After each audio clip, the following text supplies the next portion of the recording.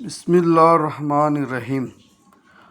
படைப்பினங்கள் எல்லாம் ஒன்று சேர்ந்து உனக்கு எதையும் அளித்துவிட முயன்று அல்லாஹ் அதை நாடாவிடின் யாரும் ஒருபோதும் உனக்கு கொடுத்துவிட முடியாது. மேலும் எல்லோரும் சேர்ந்து உன்னை விட்டு ஒரு துன்பத்தை அகற்ற முயன்று அல்லாஹ் அதை நாடவில்லையெனின் யாரும் ஒருபோதும் அதை அகற்றிவிட முடியாது என்பதை நன்கு விளங்கிக் கொள். விதி என்ற எழுதுகோல் மறுமை நாள் வரை நிகழவுள்ள விஷயங்களை எல்லாம் எழுதி முடித்துவிட்டது. நீ எதையும் கேட்பதனால் அல்லாஹ்விடமே கேள், உதவி கோருவதனால் அல்லாஹ்விடமே உதவி வேண்டு, நம்புவதனால் அல்லாஹ்வை மட்டுமே நம்பு. ஈமானின் நம்பிக்கையின் நன்றியுடன் அல்லாஹ்விற்காக மட்டுமே அமல் செய். மேலும் மனதிற்கு பிடிக்காத காரியங்களில் பொறுமை மிக சிறந்தது. பொறுமையுடன் அல்லாஹ்வின்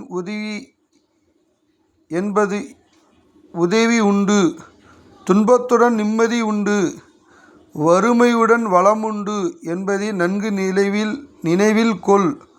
அதாவது ஒரு துன்பம் வந்தால் அடுத்தது ஏதாவது நிம்மதி கிடைக்கவிருக்கிறது, ஒரு நெருக்கடி ஏற்பட்டால் அடுத்து வளமான நிலை ஏற்படவிருக்கிறது என்று கருத்தில் கொள் என்று வந்துள்ளது.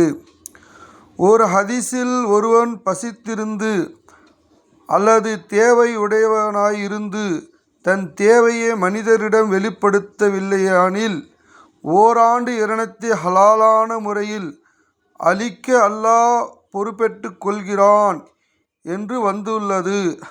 ஹஜ்ரத் உதைஃபா ரலியல்லாஹு அன்ஹு அவர்கள் கூறுகிறார்கள், நபி ஸல்லல்லாஹு அலைஹி வஸல்லம் அவர்களுக்கு ஏதேனும் முக்கிய பிரச்சனை ஏற்பட்டால் தொழுகையின் பகல் விரைந்து விடுவார்கள்.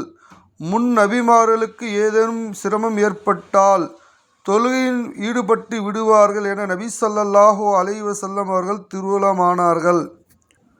அல்லாஹ் தஆலா எந்த ஹதீஸை படித்தோமோ, எந்த ஹதீஸை கேட்டோமோ அதன்படி முழு உம்மத்துக்கும் அல்லாஹ் தஆலா அமல் செய்ய நல் உதவி புரிவானாக. ஆமீன். ஸல்லல்லாஹு அலா முஹம்மத் ஸல்லல்லாஹு அலைஹி வஸல்லம்.